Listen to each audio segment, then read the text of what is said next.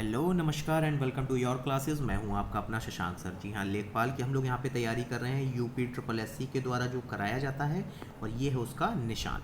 तो देखिए यहाँ पे हम लोग कर रहे हैं क्विज़ जो डेली आपके लिए आता है दोपहर में 1 बजे। तो उसे 1 बजे अपने जो साथ के आपके दोस्त हैं उनके साथ सॉल्व करना मत भूलिएगा, और साथ ही मेरा लाइव गाइडेंस लेना भी मत चूकिएगा। ठीक है, अब देखिए यहाँ पे अगर मैं बात करूँ इस क्विज़ की, तो यहाँ पे जो पहला सवाल आपके सामने क्या दिख रहा है कि लार ग्रंथियों में कौन सा एंजाइम उत्पादित होता है। थोड़ा सा कंफ्यूजिंग भी आपको लग रहा होगा, तो चलिए आइए सॉल्व करते हैं कुछ इसी तरीके के सवाल आगे। तो पहला सवाल है आपके लिए, भारत सरकार का राजकीय चिन्ह कहाँ से लिया गया है। 4 स्थान दिए हुए हैं, यहाँ पे ये सोच के देखिएगा कि स्तूप कहाँ पे है, जवाब अपने आप मिलेगा।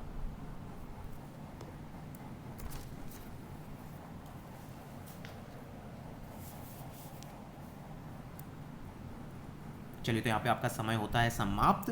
तो देखिए यहाँ पे राइट आंसर हो जाएगा सारनाथ। ठीक है, तो सारनाथ में क्या है कि भारत का राजकीय चिन्ह, कौन सा चिन्ह है वो है आपका अशोक। ठीक है, जो अशोक चक्र है ना, वो चिन्ह है आपका। और इसमें याद रखना टोटल 4 जो आपके यहाँ पर जो जानवर हैं वो कौन कौन से हैं। एक तो है आपका हाथी, तो सबसे ऊंचा या भारी कौन सा मैमल होता है, हाथी होता है। और सबसे तेज कौन सा दौड़ता है आपका जानवर, घोड़ा।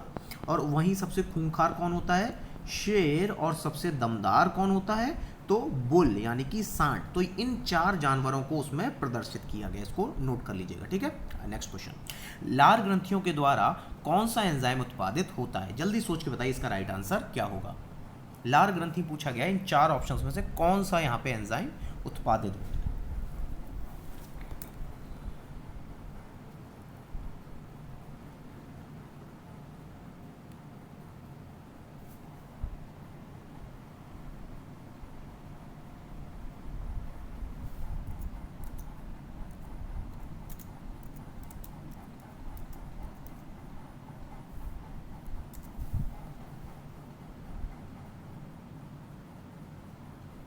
And time up. तो देखिए यहाँ पे जो राइट आंसर हो जाएगा वो हो जाएगा टाइलिन। अब देखो इसको लिखते कैसे हैं, ये बहुत ज़रूरी है क्योंकि इंग्लिश में इसकी स्पेलिंग आपकी अलग है।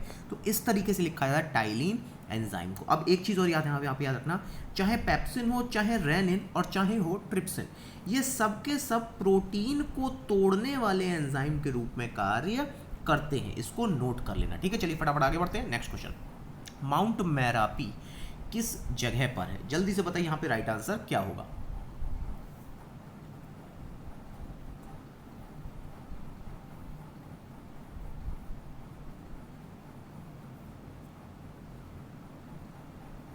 And time up. तो देखिए यहाँ पे जो राइट आंसर हो जाएगा वो हो जाएगा सुमात्रा। ठीक है, तो सुमात्रा में आपका माउंट मैरापी है। ठीक है, अब अगर मान लो आपसे पूछ लिया गया बैरन आइलैंड कहाँ पर है, भारत में ही है लेकिन कहाँ पर है, ये बड़ा कंफ्यूजन रहता है। तो अंडमान निकोबार द्वीप समूह पर है, जहाँ पर हमारा इकलौता वोल्केनो भी है। ठीक है, तो इसको नोट कर लीजिएगा। आगे बढ़ते हैं, इलाहाबाद में अगर 12 बजे है तो पूछा गया है न्यूजीलैंड जो कि ऑस्ट्रेलिया के बगल में है ना, तो वहां पे कितना समय हो रहा होगा। जल्दी सोच के बताओ यहाँ पे राइट आंसर क्या होगा। आज हम लोग थोड़ा सा क्विक यहाँ पे क्विज करने की कोशिश करेंगे।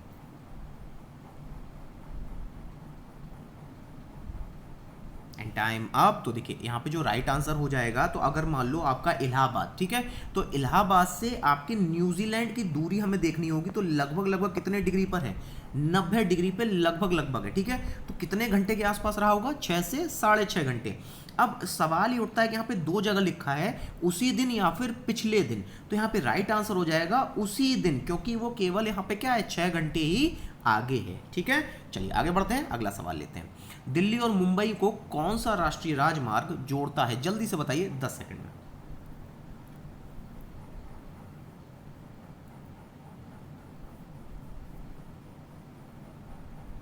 And time up. तो देखिए यहाँ पे राइट आंसर हो जाएगा NH8। तो दिल्ली और मुंबई को तो NH8 जोड़ता है। अब जरा सोच के बताओ कि NH6 को क्या जोड़ता है। तो आप कहोगे गुजरात से लेकर के पश्चिम बंगाल, लेकिन अब ये बदल गया है। अब ये मेघालय और मिजोरम को आपस में जोड़ता है असम से होते हुए। ठीक है, तो इसको नोट जरूर कर लेना याद से। आगे बढ़ते हैं, पश्चिम से पूर्व की ओर यानी वेस्ट से ईस्ट की तरफ अगर जाएं तो पहाड़ियों का सही अनुक्रम क्या होगा, ये पूछा गया। जल्दी सोच के बताइए राइट आंसर क्या होगा।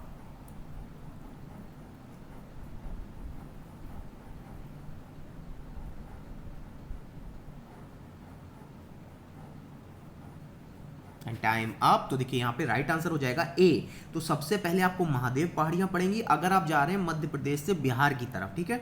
फिर पड़ेंगी मैकाल पहाड़ियाँ और फिर पड़ेंगी गरजात की पहाड़ियाँ। तो याद कैसे किया जाए, इसको याद कर लो, महात्मा गांधी MMG, ठीक है। तो पहले महादेव, फिर मैकाल और फिर गरजात। तो इसको शॉर्ट फॉर्म में नोट भी कर लेना। आगे बढ़ते हैं। हरिद्वार निम्नलिखित में से किस एक उद्योग के लिए जाना जाता है? जल्दी से बताइए इसमें राइट आंसर क्या हो सकता है।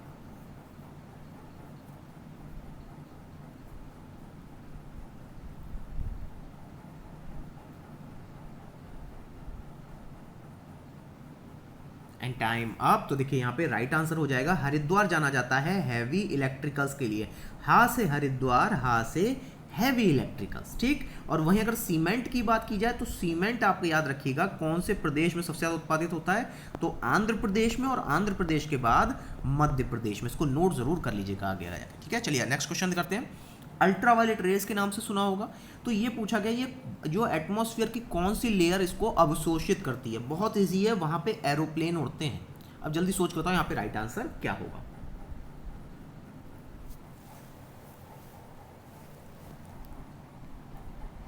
And time up. तो देखिए यहाँ पे राइट आंसर हो जाएगा समताप मंडल। इसको इंग्लिश में कहते हैं स्ट्रेटोस्फियर। और इसकी जो ऊंचाई होती है वो लगभग 50 से 60 किलोमीटर के पास होती है। और इसमें जो एक वस्तु चलती है वो कौन सी चलती है? एरोप्लेन इसी लेयर में चलाए जाते हैं, ठीक है। चलिए आगे बढ़ते हैं, अगला सवाल लेते हैं। निम्नलिखित में से कौन सी पहाड़ियाँ में चाय उगाई जाती है? जल्दी सोच कर बताइए यहाँ पे राइट आंसर क्या हो सकता है। हिंट के लिए वो तमिलनाडु में है।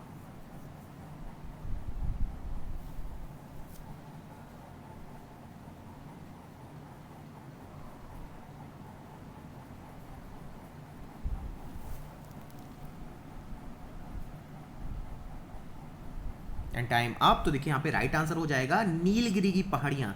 और ये कहाँ पर है आपकी? तमिलनाडु में। अब एक चीज़ और यहाँ पे नोट कर लो कि यहाँ पर यूकेलिप्टस भी बहुत पाया जाता है। और इसके अलावा बॉक्साइट का यहाँ कह सकते हैं सबसे बड़ा क्या है यहाँ पर, वहाँ पे रिसोर्स है, ठीक है। तो चाहिएगा तो इन दोनों इन्फॉर्मेशन को नोट जरूर कर लीजिएगा। आगे बढ़ते हैं। अवसादी सेलों में कौन सा एक कार्बनी मूल्य, मतलब ये पूछा गया किसमें कार्बन उपस्थित है? जल्दी सोच के बताइए राइट आंसर क्या होगा। चलिए तो आपका समय होता है समाप्त। तो यहाँ पे राइट आंसर हो जाएगा चूनास में। इसको हम लोग लाइमस्टोन भी तो कहते हैं, ठीक है। अब मुझे बताओ इसका केमिकल फॉर्मूला क्या है? तो आप कहोगे CaCO3 यानी कैल्शियम कार्बोनेट, ठीक है। तो कैल्शियम कार्बोनेट में ये क्या है आपका? कार्बन। और यही क्या पूछा गया था आपके सवाल में, ठीक है। तो चाहिए तो यहाँ पर फॉर्मूला आप नोट कर सकते हैं। आगे बढ़ गए। तो लोकसभा अध्यक्ष का चयन किसके द्वारा किया जाता है? सोच के देखिएगा कि उसका चयन वहीं से होगा जहां के बीच से वो निकला होगा या जहां से वो आया होगा। अब बताइए फटाफट इसका राइट आंसर क्या होगा।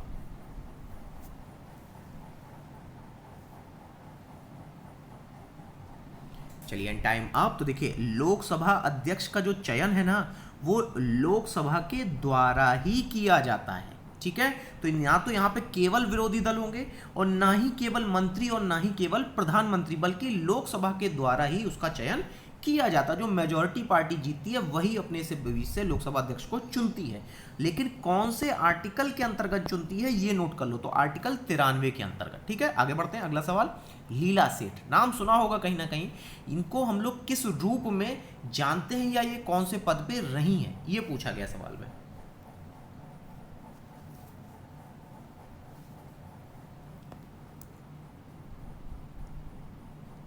चलिए टाइम अप। तो देखिए लीला सेठ जो हैं वो भारत की उच्च न्यायालय की प्रथम महिला मुख्य न्यायाधीश थी। तो कौन से उच्च न्यायालय की थी? तो इसका जवाब हो जाएगा हिमाचल प्रदेश की उच्च न्यायालय की प्रथम मुख्य महिला न्यायाधीश रह चुकी हैं लीला सेठ, ठीक है। चलिए अगला सवाल लेते हैं। विटामिन में किसकी हीनता से मूत्र में बढ़ी हुई कैल्शियम आयन की हानि होती है? मतलब कैल्शियम की आयन की जो जो कह सकते हैं एब्जॉर्बेंस है वो किसके कारण कम हो सकता है? जल्दी सोच के बताइए राइट आंसर क्या होगा।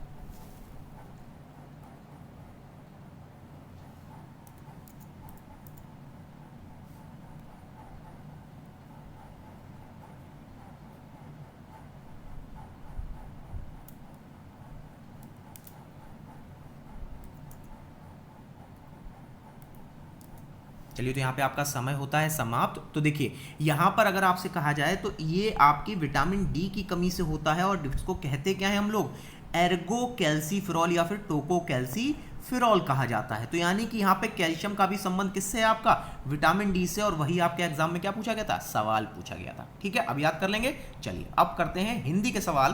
तो ध्यान से पढ़िएगा, इसमें आपको त्रुटि देखनी है कि किस सेंटेंस में है। जल्दी से देख के बताइए इन 4 सेंटेंस में से कौन सा आपका जो सेंटेंस है वो गलत है।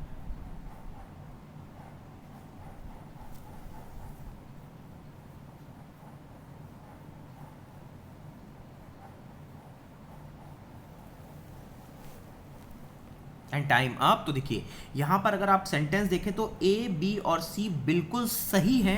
तो यहां पे राइट ऑप्शन क्या हो जाएगा, कोई त्रुटि नहीं थी इनमें, यहां पे अधिप्रमाणित सही है। जो आप सोच रहे होंगे गलत तो नहीं है। ठीक है, चलिए आगे बढ़ते हैं। नेक्स्ट है आपका यहाँ पे 4 फिर से वही दिए हुए हैं। तो अब आपको फिर से देखना है कि यहाँ पे कौन सा आपका सेंटेंस गलत है। अब की बार फिर से ध्यान से देखना।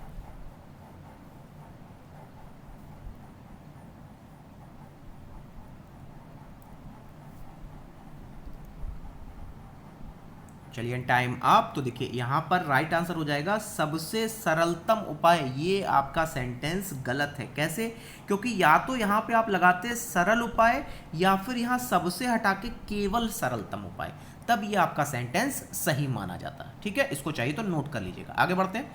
यहां पे फिर से 4 ऑप्शन है आपके सामने, देख के बताइए किसमें त्रुटि आपको लग रही है।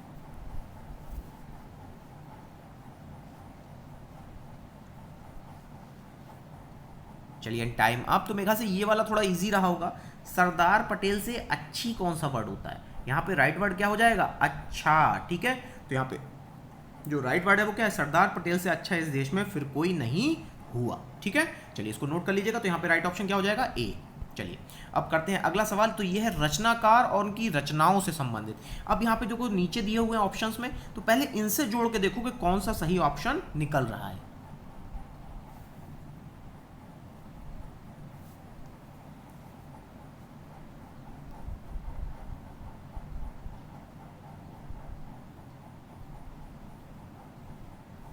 And time up. तो देखिए यहाँ पे आपके लिए राइट ऑप्शन क्या हो जाएगा कि अगर आप ध्यान से देखो तो जो आपका नागमती वियोग वर्णन है वो किससे संबंधित है, मुक्ति बोध से। ठीक है, और वहीं अगर बात की जाए ब्रह्म राक्षस के बारे में, सॉरी थोड़ा सा गलत हो गया यहाँ पे।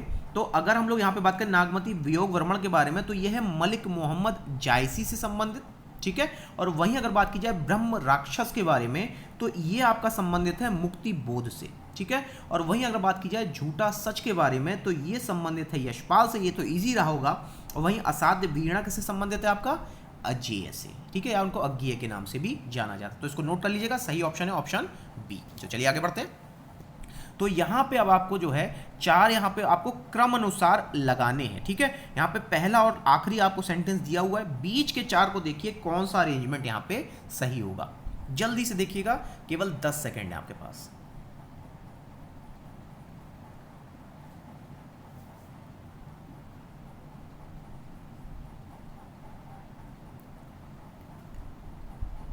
And time up. तो देखिए यहाँ पे आपके लिए राइट ऑप्शन क्या हो जाएगा, सी। तो अब जोड़ के देखो आप कि आवश्यकता आविष्कार की जननी है, फिर ज्यों ज्यों इसकी आवश्यकताएं बढ़ी, पहला हो गया। दूसरा क्या हो जाएगा, त्यों त्यों, क्योंकि यहाँ पे ज्यों ज्यों था, फिर यहाँ पे क्या शब्द आ गया, त्यों त्यों। तो एक दूसरे को यहाँ पे क्या कर रहे हैं, ये पूरा कर रहे हैं। तो ये सेकंड ऑप्शन हो गया आपका, यानी सेकंड सेंटेंस हो गया। फिर आगे देखते हैं तीसरा ऑप्शन क्या होगा, तरह तरह। ठीक है, अब इसके बाद क्योंकि ज्यों ज्यों त्यों त्यों हो गया, अब क्या आएगा, तरह तरह। तो यहाँ पे क्या आ गया आपका तीसरा, और लास्ट में क्या होगा, तभी। अगर यहाँ पे तभी लिखा है तो अधिकतर ये आपका आखिरी सेंटेंस होता है।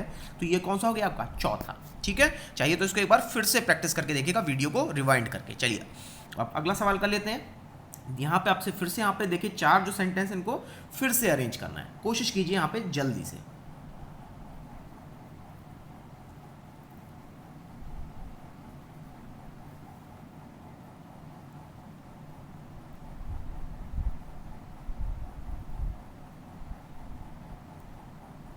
And time up. तो देखिए यहाँ पे राइट ऑप्शन हो जाएगा ए, यानी वाला यारा। फिर से इसको करके देखते हैं। पहला क्या है, देश में संतुलित क्षेत्रीय विकास। फिर कौन सा आएगा, की प्रगति, क्योंकि यहाँ पे क्योंकि हमें बीच में कुछ जोड़ना होगा, यहाँ पे कनेक्शन चाहिए होगा। तो यहाँ पे कनेक्शन क्या था, की। तो ये क्या हो गया हमारा पहला सेंटेंस। का प्रमुख कारण नेक्स्ट आएगा आपका क्या है, प्रमुख कारण क्या है, यहाँ पे जवाब छुपा हुआ है, या तो सरकारी क्षेत्र होता या केंद्र सरकार होता, तो यहाँ पे आपका ऑप्शन ये कौन सा बन गया, दूसरा। फिर इसके बाद कौन सा आएगा, के जरिए क्या होगा, कौन करेगा इसको, केंद्र सरकार के द्वारा किया जाएगा, तो यहाँ पे आपका यहाँ पे सेंटेंस कौन सा हो गया, तीसरा हो गया या, और फिर लास्ट में कौन सा बचा आपका, फोर्थ सेंटेंस। ठीक है, चलिए तो मेरे ख्याल से आपने ये साथ में सॉल्व कर लिया होगा। अगर नहीं कर पाए हो तो वीडियो को पॉज करके खुद से पहले ट्राई करना, ठीक है, जरूरी नहीं है कि यहाँ पे आपको उसका जवाब मिले ही। चलिए नेक्स्ट क्वेश्चन है, ऐसा लगा मानो बम फटा हो, कौन सा अव्यय है, ये पूछा गया, जल्दी सोच के बताइए इसका राइट आंसर क्या होगा।